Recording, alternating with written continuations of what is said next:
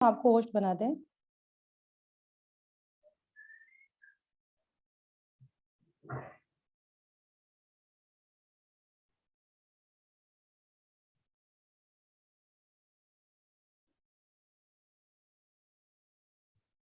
अब वो screen share करने का ऑन कर देना Akhilesh. Yes ma'am, yes on है मैम।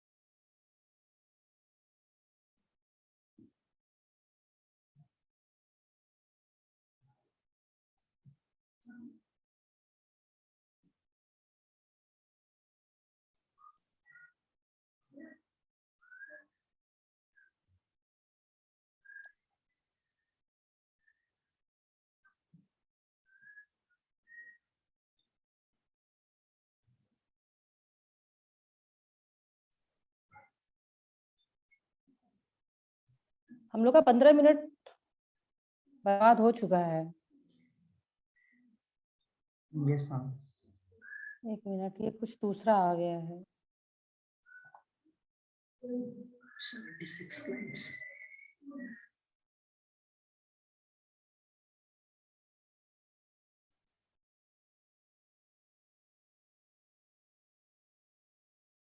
दिख रहा है? Yes ma'am. ओके।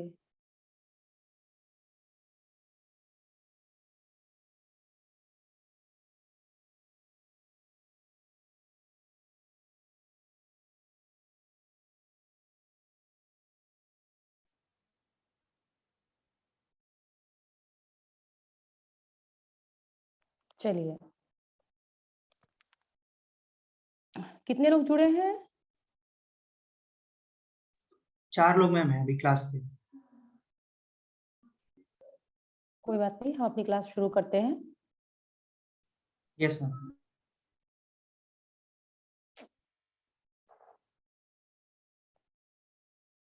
अच्छा, एक मिनट, कुछ प्रॉब्लम आ रही है मेरे मोबाइल में, है वो बार बार वो हो जा रहा है।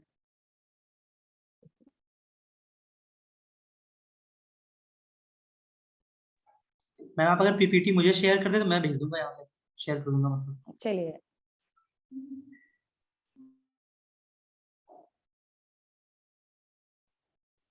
ठीक है, हम लोग शुरू करते हैं। देखिए, अभी तक हम लोगों ने क्या पढ़ा कि सबसे पहले हम देखिए, हमारा टॉपिक यही है कि डिजास्टर और राष्ट्रीय सुरक्षा क्या है, इसका संबंध क्या है। तो चूंकि अब वॉर होने की संभावना तो कम हो गई है, तो इसलिए अब एक तरह से आप ये देखिए, संभावना भले से कम हो गई है, लेकिन आप इस चीज को कभी मत भूलिएगा कि वॉर हो सकता है। हम अपनी सेना के डेवलपमेंट पे अपने ध्यान को कम नहीं कर सकते।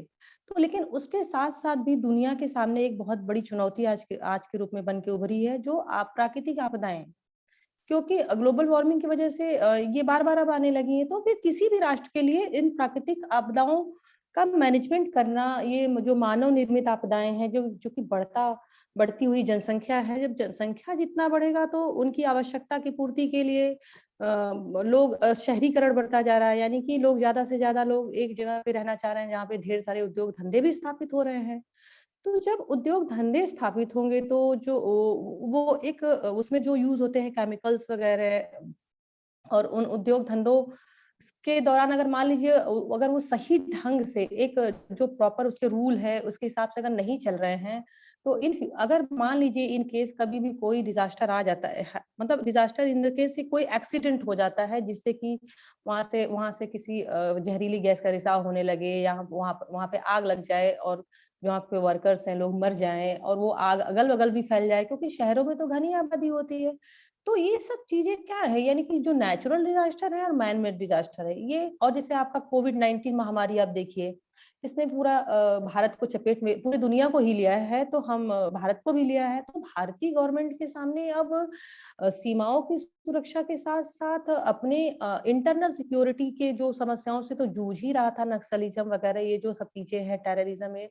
तो उसके साथ अब डिजास्टर मैनेजमेंट को मतलब एक प्रभावी ढंग से एक ऐसा, अभी तक क्या होता था कि आपदा आने के बाद राहत के कार्यों पे बल दिया जाता था, यानी कि आपदा आया और उसके बाद कैसे कितना हम राहत कार्य को कितना अच्छे से कर दे कि हम आपदा को कम कर सके। ठीक है, इस पे बल दिया जाता रहा। जैसे 1999 का आप ओडिशा का सुपर साइक्लोन है। मेरा वीडियो ऑन है अखिलेश? नो मैं वीडियो नहीं आ रही, आपकी वॉइस आ रही है। एक मिनट बता दीजिए, हमने क्या हो गया, बैक हो जाए?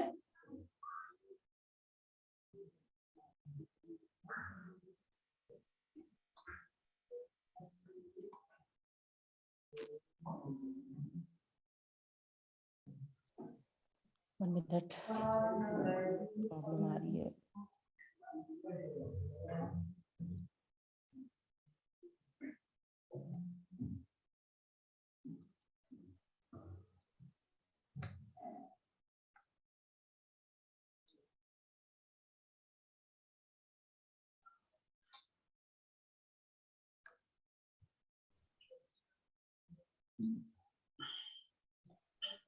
पीपीटी कुछ प्रॉब्लम आ जा रही है हमारे,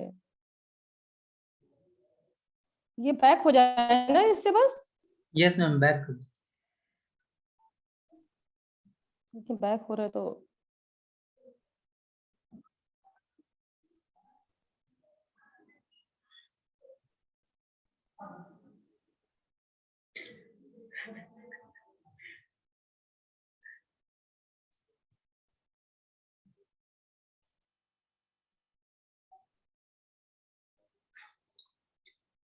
ठीक है। जैसे आवाज आ रही है मेरी आप लोग को? Yes ma'am. हाँ, जैसे 1999 का आपका उड़ीसा का सुपर साइक्लोन था। पीपीटी भाग जा रही है।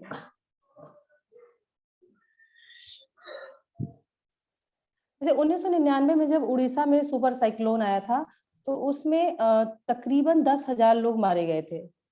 तो उसके बाद से ही भारत में एक प्रभावी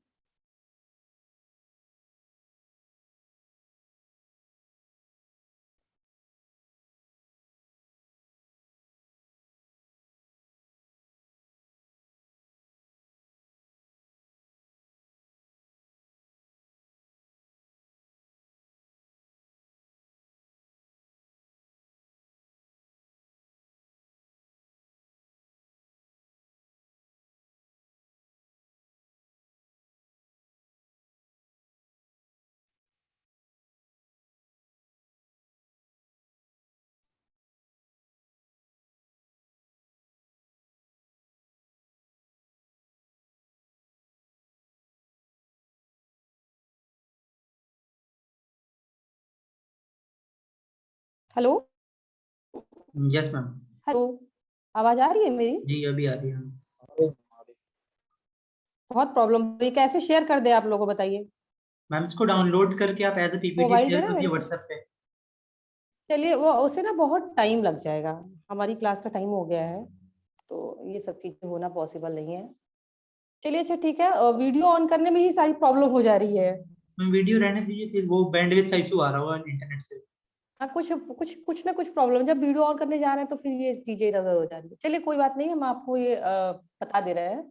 जी। तो जैसे हम डिजास्टर मैनेजमेंट आया क्यों इंडिया में, तो वही 99 का जब उड़ीसा में सुपर साइक्लोन हुआ, तो उसमें 10,000 लोग के करीब मारे गए। और जो जान का तो नुकसान हुआ ही, इसके अलावा जो संपत्ति का नुकसान हुआ, चाहे वो सरकारी संपत्ति हो चाहे लोगों की संपत्ति हो, तो वो उसका आकलन करना ही मुश्किल था। आप इमेजिन कर सकते हो। तो इसी तरह से फिर आपका 2004 में फिर भारत में 26 दिसंबर 2004 को सुनामी आया हिंद महासागर में। जिसने भारत के 7 राज्यों को प्रभावित किया और इसमें भी बहुत व्यापक पैमाने पे, भारी पैमाने पे जान माल का नुकसान हुआ। ये मतलब बहुत बड़ा आपदा था, नेचुरल डिजास्टर भारत के लिए। तो चूंकि देखिए पहले से ही प्रभावी आपदा प्रबंधन की बनाने की बात हो रही थी, बातें ही हो रही थी, क्योंकि अब अगर आप दुनिया के देशों में देखें, जो दुनिया के तमाम देश हैं, उन लोगों वो वहां पे बहुत पहले से ही एक आपदा प्रबंधन जैसी संस्थान पहले से ही वो कार्य कर रही है। लेकिन भारत ने इस चीज को, इस ऐसी संस्थान के बारे में बनाने के बारे में सोचना ही बहुत देर से शुरू किया और इम्प्लीमेंट तो बहुत देर में हुआ। तो इस तरह से जब 2004 का जो सुनामी आया हिंद महासागर में, तब उसके बाद भारतीय गवर्नमेंट ने ये मतलब डिसीजन लिया कि हम एक ऐसा संस्थान बनाए जो नेशनल लेवल से लेके डिस्ट्रिक्ट लेवल तक एक प्रभावी आपदा प्रबंधन तंत्र के जो कार्यों को, जो नीतियों को, जो योजनाओं को, जो राहत कार्यों को, जो बचाव कार्य हैं, यानी ये सब चीजें जो है उसको एक सिस्टमेटिक वे में लागू करे। इसमें कोऑर्डिनेशन होना चाहिए, आपस में एक आपस में एक सहयोग होना चाहिए, ताकि जो आपदा आपके वो आने से भी रोका जाए और आपदा के प्रभाव को भी कम किया जाए। देखिए आपदा मैंने आपको बताया ही है कई बार कि आपदा जो है, हैजर्ड और आपदा में आपको अंतर पता ही है। तो इस यानी कि जो हैजर्ड है उसको आपदा बनने से रोका जाए। तो वो आपदा कब बनता है? जब व्यापक पैमाने पे भारी मात्रा में जान और संपत्ति का नुकसान होता है।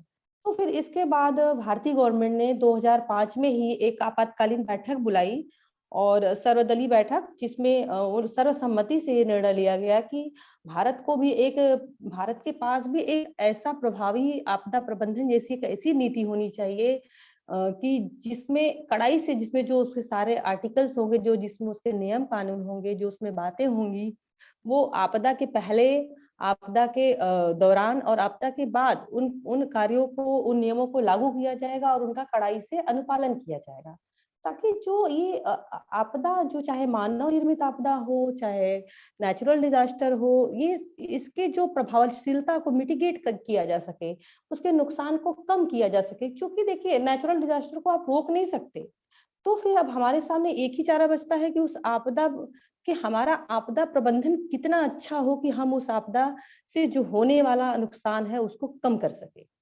तो आप देखिए जापान ऐसा है कि वहां पे हमेशा भूकंप आता रहता है, उसके बाद सुनामी उठती है और वो लोग मतलब उसके हैबिचुअल हो चुके हैं। उनको कोई फर्क नहीं पड़ता, उनके लिए एक आम जीवन जैसा रहता है। वो उनको पता है कि वहाँ छोटे-छोटे बच्चे बच्चे को पता है कि भूकंप आती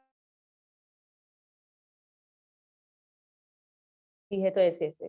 तो मतलब फिर इंडियन गवर्नमेंट का यही था कि इसमें ऐसी नीतियों को बनाया जाएगा। जो ये आपका डिजास्टर मैनेजमेंट एक्ट 2005 है, ये 11 चैप्टर में बटा हुआ था और 79 सेक्शंस थे इसमें। क्योंकि इसके सारे चैप्टर और सेक्शंस को यहाँ मतलब बहुत लंबा है, उसको अगर आपको देखने का मन होगा तो आप गूगल पे देख सकते हो कि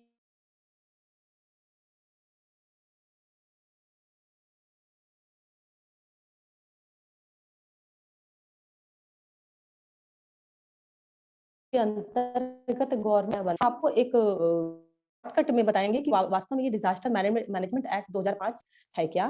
तो एक चीज आप इसमें ध्यान दीजिएगा कि इसका उद्देश्य क्या है कि आपदा प्रबंधन के लिए एक संस्थागत तंत्र की रचना करना और आपदा प्रबंधन की योजनाओं को प्रभावी ढंग से लागू करना।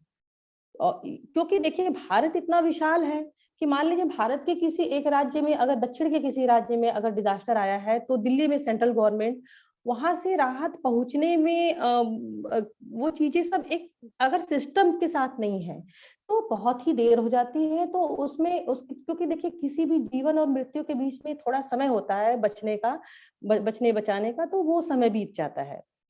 तो जो वो जान और संपत्ति तो जो हानि होनी हो ही चुकी है, लेकिन कम से कम लोगों के जान को बचाया जा सकता है। जो अगर मान लीजिए किसी भी तरह का नेचुरल डिजास्टर आया है, जैसे भूकंप आया है, उसमें जो दब दब के मर चुके लोग हैं, उनके शवों को सड़ने से बचाया जा सके, यानी कि जो महामारी भी फैल सकती है, ये सारी चीजें एक एक सिस्टम की जरूरत थी। तो उस सिस्टम के बारे में गवर्नमेंट ने इसी तरह से आपका ये आपदा प्रबंधन अधिनियम 2005 अस्तित्व में आया। तो एक मतलब एक कानून के रूप में बना भारत में कि अब डिजास्टर मैनेजमेंट, अगर आपदा आता है, चाहे वो प्राकृतिक आपदा हो चाहे मानव निर्मित, तो उसमें कुछ रूल्स होंगे जिनको सबको फॉलो करना होगा। और इसमें इसके बाद फिर ये हम आपको ये बताना चाहेंगे कि 2005 में बना एनडीएम में, जो नेशनल डिजास्टर मैनेजमेंट अथॉरिटी के नाम से जाना गया इसको। और इसकी दिल्ली में 2005 में ये बना और ये 2006 में अस्तित्व में आया। यानी इससे दो क्वेश्चन आपके बन सकते हैं। माइक किसका ऑन है? हेलो, म्यूट हो आप गया। लोग मुझे सुन पा रहे हो? Yes ma'am, clear. हाँ, तो देखिए इसमें दो क्वेश्चन इससे निकल के आते हैं। एक आपका है कि आपदा प्रबंधन अधिनियम कब बना? तो नेशनल डिजास्टर मैनेजमेंट एक्ट की अगर बात करें तो ये 2005 में बना, लेकिन इसको ये कानून के रूप में कब इम्प्लीमेंट हुआ? तो ये 2006 में। ठीक है, तो इसमें क्या किया गया कि राष्ट्रीय स्तर से लेके आपके ब्लॉक लेवल तक इसमें एक एनडीएमए स्ट्रक्चर की बात की गई। ठीक है, हम आपको बताते हैं।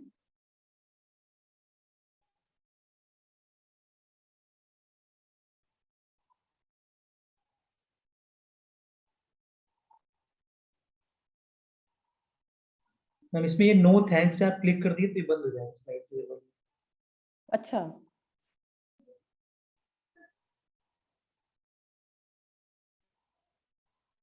आगे स्लाइड्स आ जा रही है।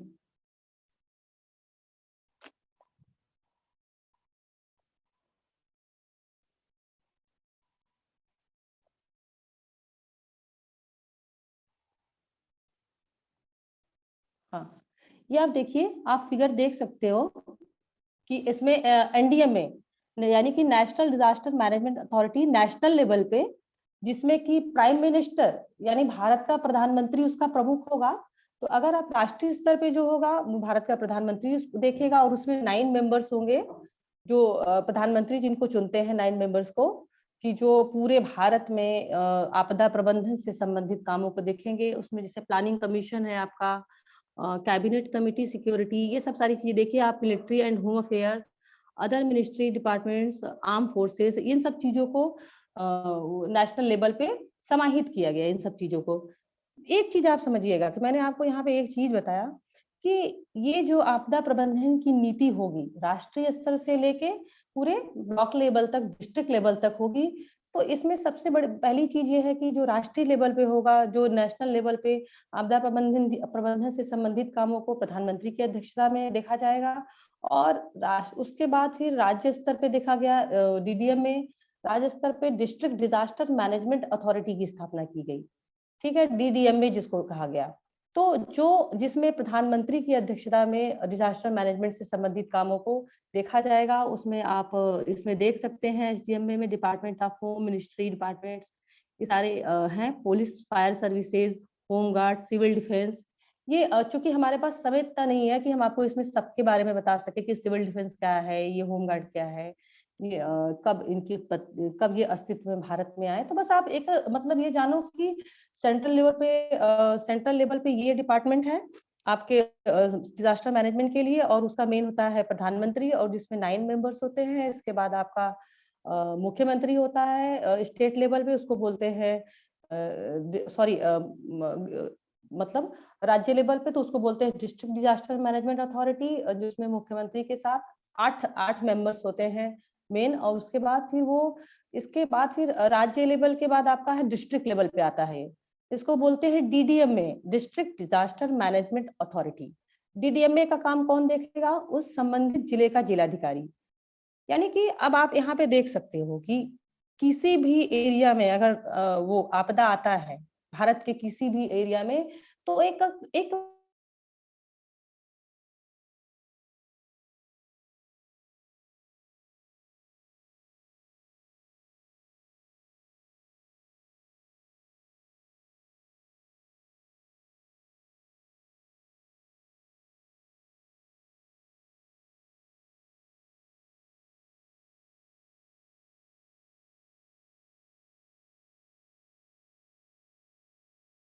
के लिए राहत पहुंचा दिया, हमने लोगों को बचा लिया, हाँ हाँ बहुत हो गया, लेकिन कितने लोग बचते थे? भाई नुकसान जो हो रहा है वो हैजर्ड को हमने आपदा में परिवर्तित होने का समय दिया। तो अब इस मतलब आप बस ये जानिए कि इस एनडीएम में एक्ट का मेन उद्देश्य यही था कि जो ये जो हैजर्ड्स है, जो प्रकोप है उसको नहीं दे। यानी देखिए आपदा के रूप में कब परिवर्तित होता है? जब लोगों को नुकसान व्यापक पैमाने पे जान और धन की संपत्ति का नुकसान होता है। तो इसके अंतर्गत फिर आपके ये लेवल आपको समझ में आ गया होगा, राष्ट्रीय स्तर से लेके आपके डिस्ट्रिक्ट लेवल तक, फिर डिस्ट्रिक्ट लेवल में पूरा ब्लॉक लेवल तक देखता है, फिर जिलाधिकारी पूरा अपने डिस्ट्रिक्ट में उससे संबंधित जितने भी आपदा प्रबंधन से संबंधित जो काम होते हैं, जो आपदा प्रबंधन से संबंधित प्रशिक्षण कार्यक्रम है, ट्रेनिंग प्रोग्राम भी चलते रहते हैं। इसके अलावा उसमें अगर कहीं पे अगर आपदा आ जाता है तो वहाँ पे प्रिवेंशन, रिलीफ, रेस्क्यू, रिहैबिलिटेशन, सब जो हमने आपको बताया था, आपदा प्रबंधन के चरण 2 मैंने बताए थे आपको। तो जो आपदा आने से पहले का है प्रिवेंशन, प्रिपेयर्डनेस, ये मिटिगेशन, तो ये सारी चीजें। उसके बाद फिर आपदा आने के बाद का मैंने बताया था कि रिलीफ, रिकवरी, रिहैबिलिटेशन। तो इन सब प्रोग्राम को कैसे, किस तरीके से, कैसे चरणबद्ध रूप से करना है, तो ये सारी चीजें इसके अंतर्गत देखा जाएगा। और इसमें जैसे रोल ऑफ एनजीओस है, एनजीओस का क्या रोल है, कम्युनिटी समुदाय का रोल क्या है, जनता कैसे कोऑपरेट कर सकती है। तो इस देखिए हर चीज का एक मैनेजमेंट होना चाहिए। तो कोई भी अगर डिजास्टर कहीं आता है, जैसे आप मान लीजिए, आप यहाँ पे एग्जांपल दे सकते हो कि कोविड-19 है। तो कोविड-19 जब शुरू में स्प्रेड होना शुरू हुआ आपके 2020 के जनवरी शुरुआत में, तो उसकी सूचना प्रत्येक जन तक कैसे पहुंचे और उसको मिटिगेट करने के लिए, उसको रोकने के लिए, प्रिवेंट करने के लिए क्या-क्या कड़े कानून बनाया गवर्नमेंट ने। जो सेंट्रल गवर्नमेंट ने अगर कोई कानून बनाया तो फिर उसको एक जो डिजास्टर मैनेजमेंट हमारा जो ये है, उसके उसके तहत वो एक डिस्ट्रिक्ट लेवल तक उसको लागू किया गया। पूरे मतलब भारत के तहसील लेवल से लेके कम्युनिटी, जो आपका म्यूनिसिपैलिटी लेवल है, सब हर जगह उसको भारत के कोने-कोने में लागू किया है।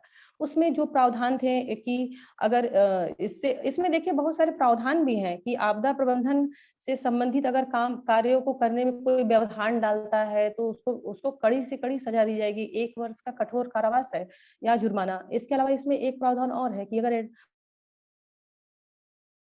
आप अगर आपदा प्रबंधन से संबंधित कार्यों को नहीं मानते हैं, अगर आपकी वजह से किसी की मृत्यु हो जाती है, तो आपको 2 वर्ष का कारावास की सजा है। यानी एक एक कानून के रूप प्रबंधन को बनाया गया कि जिन चीज़ों को लोग बहुत हल्के में लेते थे कि वो अरे नेचुरल डिज़ास्टर है तो क्या हो गया, इसमें मेरा क्या रोल है? लेकिन ऐसा नहीं है, अगर मैन मेड डिज़ास्टर है तो इसमें मेरा क्या रोल है? इसमें हर व्यक्ति, हर संस्था की जवाबदेही है।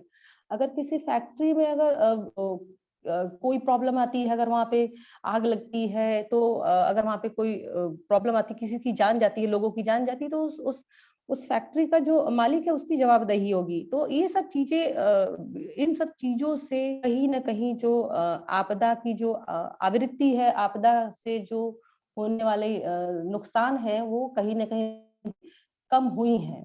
ठीक है? तो इसमें इसके तहत बहुत सारे हैं, आपका मैं अभी आगे आपको बताऊँगी। हम लोग सिलेबस में एनडीए में एनडीआरएफ है भी, तो एनडीआरएफ की भी बताएँगे, तो आपका वो इसी के तहत उसका भी निर्माण किया गया था।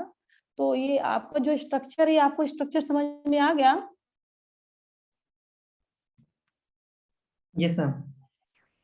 हुँ।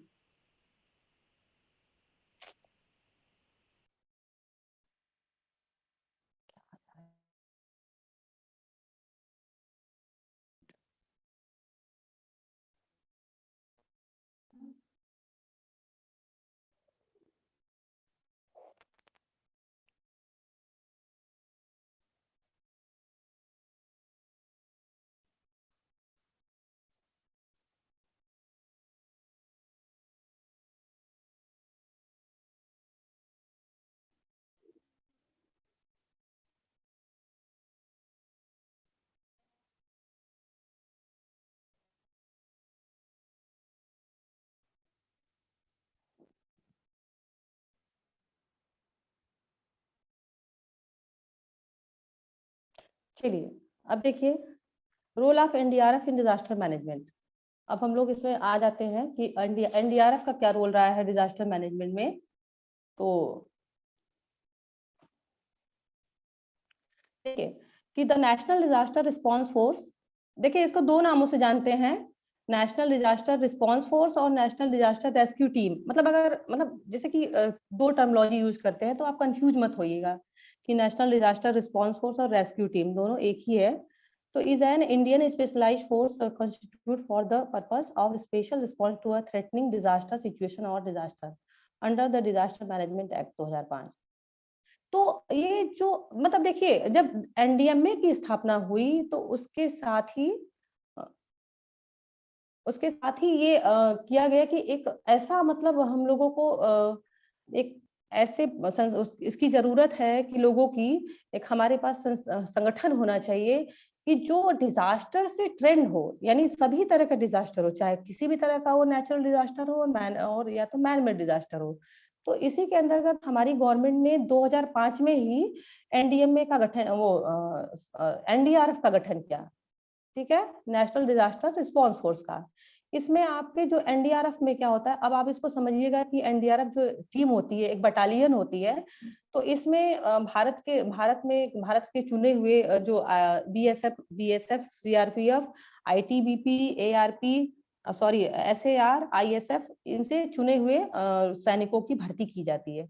मोस्टली देखिए इसमें उन लोगों को प्रेफरेंस दिया जाता है कि ऐसे सैनिक की जो डिजास्टर प्रोन एरिया के रहने वाले हैं, जैसे मान लीजिए जहाँ फ्लड्स आता है वहां का व्यक्ति है, तो वो वहां के बारे में उस चीज को बचपन से उसने देखा है। जो अर्थ के प्रोन एरिया का व्यक्ति है तो उसके बारे में ज्यादा अच्छे से जानता है कि अगर प्रॉब्लम आती है तो तुरंत कैसे पहुंचना है, सबसे पहले मुझे क्या करना है, वहां पे लोगों को सबसे मतलब उस समय किस चीज की सबसे ज्यादा नीड की जरूरत, क्या जरूरत है उन लोगों को।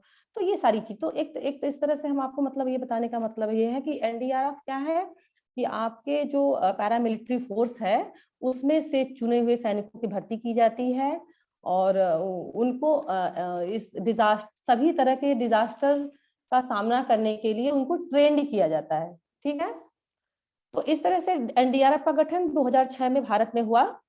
तो जब इसका गठन हुआ तो उसके बाद फिर इनको फिर बटालियंस में बांटा गया। तो उस समय जब बना था तो 10 बटालियन में था, लेकिन अब प्रेजेंट में ये 12 बटालियंस में है और एक बटालियन में 1149 सैनिक होते हैं। अब आप ये जानिए कि वो हर तरह के डिजास्टर से लड़ने में सक्षम है, हर तरह के डिजास्टर की नॉलेज है उनको। और ये किसी भी तरह के जो नेचुरल डिजास्टर आने के पहले, डिजास्टर आने के दौरान और डिजास्टर आने के बाद, तीनों ही समय ये इनका बहुत ही महत्वपूर्ण योगदान होता है। अब आप ये जानिए कि पहले कैसे, ये जब आपदा आने की सूचना मिल गई है मान लीजिए इनको, ठीक है, वहां सबसे पहले ये पहुंच जाते हैं। और जैसे कि अब आपका वार्निंग सिस्टम आपका डेवलप हो चुका है, पूर्व सूचना तंत्र विकसित हो जाने के बाद आपके हमारे पास भी सैटेलाइट सिस्टम का जब डेवलपमेंट हुआ है, आपका रिमोट सेंसिंग स्ट्रांग हुआ है, तो हमें भी अब पता चल जाता है इंडियन गवर्नमेंट का रिमोट सेंसिंग सिस्टम स्ट्रांग होने की वजह से चीजों के बारे में जानकारी मिल जाती है कि अगर मान लीजिए कोई सुपर साइक्लोन आने वाला है तो उसकी सूचना हमें मिल गई।